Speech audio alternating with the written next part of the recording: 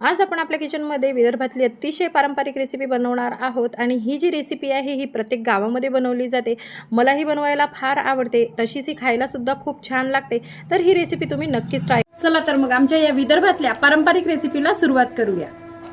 तर आज आपल्या किचनमध्ये आपण बनवणार आहोत पापडा आणि या पापडासाठी आपल्याला लागणार आहे पिठी। तर 1 किलो पिठी इथे मी घेतलेली आहे। तर पिठी कशी बनवायची याची जर रेसिपी तुम्हाला हवी असेल तर मला कमेंटमध्ये नक्की लिहा। त्यासोबत आपल्याला इथे घालायचं आहे 1 किलो रवा। आता हे जे मिश्रण आपण बनवणार आहोत हेच तुम्हाला शेवड्यांसाठी, पापड्यासाठी, सरगुंड्यांसाठी सगळ्या गोष्टींसाठी तुम्हाला हे जे मिक्सचर आहे हे कामी पडणार आहे। त्यामध्ये मी 3 चमचे मीठ घातलेलं आहे आणि याला आपल्याला छान प्रकारे मिक्स करून घ्यायचं आहे। आतापर्यंत जर तुम्ही माझ्या चॅनलवरती नवीन असाल तर माझ्या चॅनलला सबस्क्राइब नक्की करून घ्या आणि व्हिडिओ आवडत असल्यास व्हिडिओला लाईक आणि शेअर नक्की करा। छान प्रकारे मिक्स करून घेतल्यानंतर आपल्याला याचा सैलसर अशी कणिक अशी मळून घ्यायची आहे।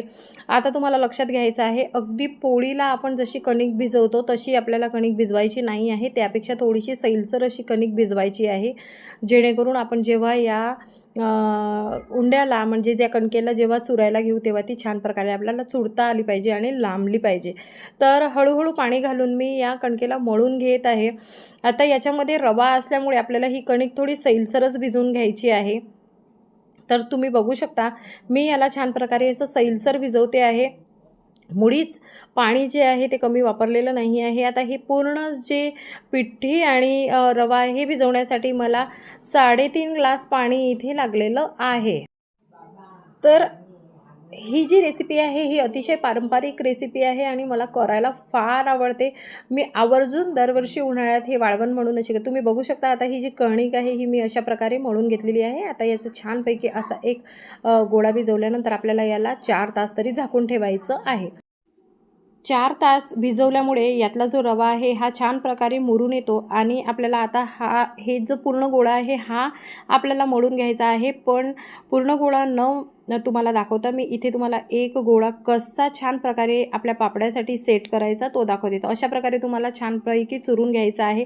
आता ही जी प्रोसेस आहे ही फार महत्त्वाची आहे, याला मेहनत खूप लागते पण रिझल्ट याचा खूप छान येतो। तर अशा प्रकारे इलॅस्टिसिटी येईपर्यंत तुम्हाला हा जो गोळा आहे हा मळून घ्यायचा आहे। त्यानंतर थोडीशी पिठी अशा प्रकारे एका पोळपाटावर किंवा ताटावरती घेऊन तुम्हाला याची थोडीशी छोटी पोळी, आपण पोळीचा आकार जसा करतो तसा लाटून घ्यायचा आहे। आता लाटताना तुम्हाला एवढं लक्षात घ्यायचं आहे की तुम्हाला काठावर लाटायचं आहे आणि हलक्या हाताने लाटायचं आहे, तुम्हाला मुळीच जोर द्यायचं नाही आहे। हवं असेल किंवा शक्य असेल तर तुम्ही तुमच्याकडे जे हलकं लाटणं आहे त्याचा तुम्ही वापर करा आणि अशा प्रकारे काठावर तुम्हाला हे लाटून घ्यायचं आहे। आता एवढ्या पोळीच्या आकाराचा लाटल्यानंतर अशा प्रकारे त्याला हातात घ्यायचं आहे आणि हातात घेतल्यानंतर दोन्ही हातांच्या मागच्या साईडने याला अशा प्रकारे या हातावरून त्या हातावर टाकत तुम्हाला याला लांबवायचं आहे। आता याला लांबवायची गरज पडत नाही, हा आपोआपच तुम्ही एका हातावरून दुसऱ्या हातावर घेत असताना लांबला जातो आणि तुम्ही बघू शकता न फाटता आपला जो पापडा आहे तो किती छान प्रकारे मोठा होत आहे, अगदी मांड्यांसारखा। तर जर तुम्हाला मांडे करता येत असेल तर हा पापडा करणं तुमच्यासाठी अगदी डाव्या हाताचा खेळ आहे आणि तुम्ही प्रॅक्टिस केली तर हा पापडा फार छान तुम्हाला करता येईल। तर तुम्ही बघू शकता किती छान प्रकारे आपला जो पापडा आहे हा तयार झालेला आहे। तुम्हाला वाटत असेल तितक्या मोठ्या साईजपर्यंत तुम्ही याला लांबवू शकता। आता याला वाळत घालण्यासाठी तुमच्याकडे टोपल्या असतील तर टोपलीचा वापर करा किंवा अशा प्रकारे परडीचा तुम्ही वापर करू शकता। या उलट्या परडीवरती तुम्हाला हा जो पापडा आहे हा तुम्हाला अशा प्रकारे टाकायचा आहे आणि लांबवून घ्यायचा आहे। आता शक्य इथे असेल तितक्या शक्य होईल तोपर्यंत तुम्हाला याला छानपैकी लांबवून घ्यायचा आहे आणि याचे जे काठ आहे जर जाडसर असतील तर ते काठसुद्धा तुम्हाला काढून घ्यायचे आहे।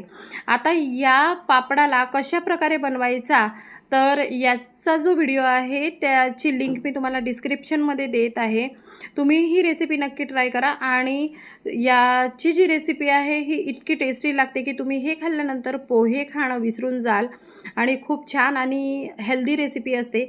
तर अशा प्रकारे माझा जो पापडा आहे तो तयार करून झालेला आहे, तुम्ही बघू शकता। अशा प्रकारे याला उन्हात वाळवत घालायचं आहे।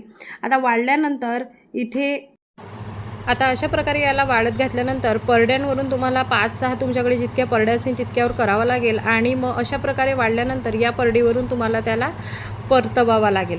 तुम्ही बघू शकता अशा प्रकारे आपण याला वाळल्यानंतर खाली जर टाकला तर हा सहजच आपण याला काढू शकतो। आता मी टोपलीवरचा पापडासुद्धा तुम्हाला काढून दाखवते, तुम्ही बघू शकता। अशा प्रकारे तुम्हाला सगळा जो पापडा आहे तो तयार करून याला छान प्रकारे वाळून घ्यायचा आहे। तर तुम्हाला माझ्या वाळवणाच्या रेसिपीचे जे लिंक आहेत त्या मी डिस्क्रिप्शनमध्ये देणार आहे, त्या तुम्ही नक्की ट्राय करा।